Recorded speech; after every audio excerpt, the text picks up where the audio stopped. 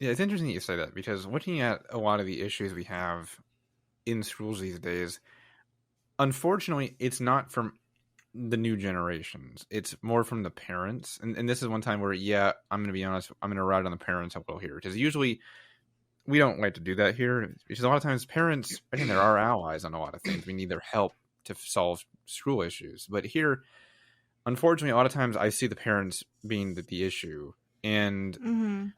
because let's be honest, the majority of places, students are perfectly accepting these days. Again, Yeah. not everywhere, of course. There's always Not going to be everywhere. knuckleheads, but overall, Knuckleheads everywhere, but yes, you're more right, often, generally. kids are very accepting these days. Right. The Not problem only is that, accepting, but they try to like consider or just be proactive in getting the correct information, pronouns or sexuality Mhm. or what have you. Yes, It's yes. yeah, but They're what the more in problem tune is with that stuff. with parents is that what we're finding is as they start to include more, whether it be curriculum or events, etc., with the community, parents speak out against it, and it leads to a lot of problems. Like for instance, we recently talked about book banning, and a lot of that is again fueled by parents who want certain things taught and certain things not taught. And Kevin, you know what? I want to pump into that really quick because you mentioned it, and I was just thinking of this. This will be real quick. We didn't even say that was something when we were talking about the book burning that was so interesting, and it's going to apply here too. Many of these books that the parents want to ban, I've never read.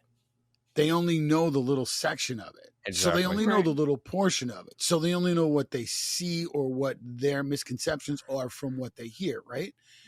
Doesn't that apply here as well in so many ways? Because I see a lot of fear going on. And again, Well, and bigotry. I'll push that kind of thing aside because you shouldn't really be worried about too much. But that's just me. But I don't know. You know what I mean? I think the Right. relation there is kind of interesting.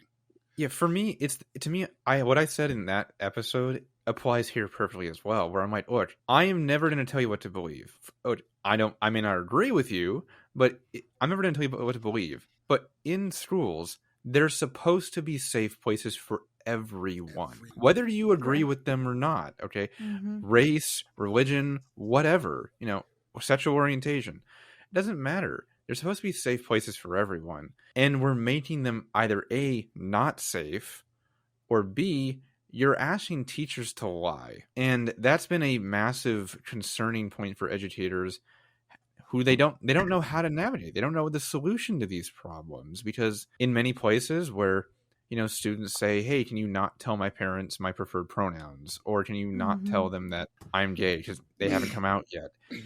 And a lot of times that's not a problem to teach. It's teachers don't mind not saying that, but when there's like policies in place, like by administrators and school districts to say you have to, you cannot say these things to parents, you're creating a very questionable legal problem for teachers to navigate. Because what happens if the parents sue the fact that we lied? And we can't get around that. We did lie. And a lot of teachers are really living in fear about that right now. I know there was one teacher literally like in the district over from me, so like 20 minutes away from my house, who got fired. She refused to lie to parents. Not, again, yes, there's a religious component that she didn't agree with the community, but the point, the idea here is what I'm trying to get at is some teachers are afraid of legal ramifications of lying to parents. And let's be honest, that is a solution that I don't really know that's a problem that I don't really know the solution to.